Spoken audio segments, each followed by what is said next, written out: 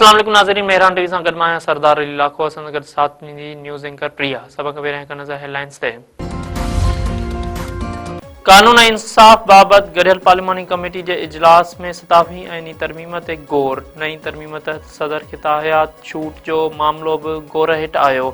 Committee chairman Farooq H नाइक चयो आहे त सभिनी खे पंहिंजे राय ॾियण जो हक़ आहे। फ़ैसिलो अक्सरियत राय सां थींदो। कानून हारे वज़ीर आज़म नज़ीर तारड़ चयो आहे त पार्लिमानी कमेटी 85% कम मुकमल करे वरितो आहे।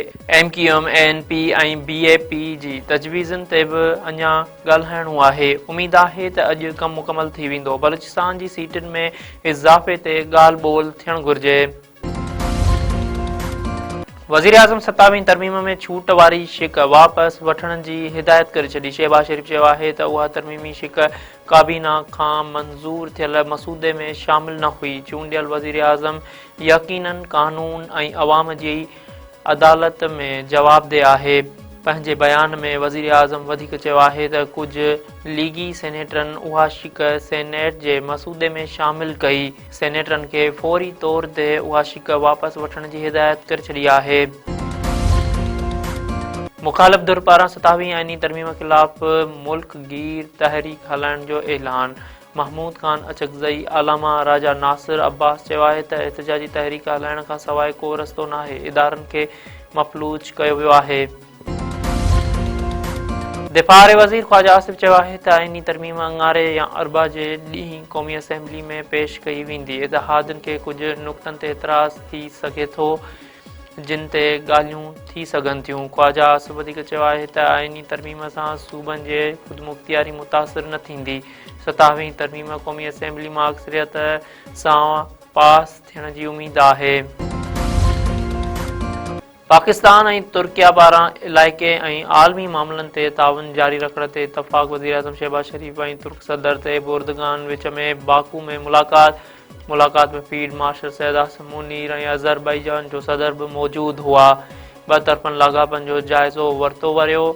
अमन खे हथी वठाइण में गॾियल ख़्वाहिश जो इज़हार। वज़ीर आज़म शहबाज़ शरीफ़ चयो आहे त पाक तुर्क दोस्ती पाइदार लाॻापनि जी अकासी आहे।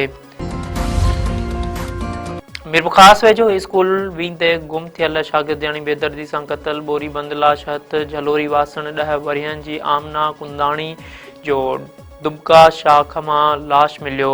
नियाणीअ जे वालिद गुलाम हैदर कुंडाणी चयो आहे त धीउ 5 ॾींहं अॻु स्कूल पढ़ण लाइ वई हुई। वापसि न अचण ते थाणे ते रिपोर्ट दाख़िल कराई। कंहिं सां का दुश्मनी नाहे। नियाणी खे क़तल करे ज़ुल्म कयो वियो आहे।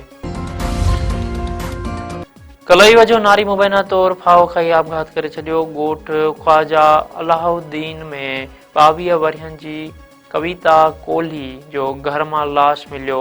वारसनि मूजिबि नारी घरूअण बढ़त तां ख़ुदकशी कई आहे। कंधरा वेझो हथियारबंदनि जी फायरिंग में नौजवान क़तल। 25 वरियनि जो नज़ीर अहमद बुरड़ो जो ज़मीन मां गोलियूं लॻल लाश मिलियो। दोस्त मथां क़तल जो इल्ज़ाम। पुलिस इल्ज़ाम हेठि आयल जवाबदार जे पीउ खे गिरफ़्तार करे वरितो। नवावली मोमन में बदमनीअ ख़िलाफ़ SUP जे सॾ ते हड़ताल कई वई। शहर जा समूरा कारोबारी मर्कज़ बंदि रहिया। दुकानदारनि पारां हिमायत। अॻुवाणनि चयो आहे त शहर ऐं भरपासे में बदमनी वधी वई आहे।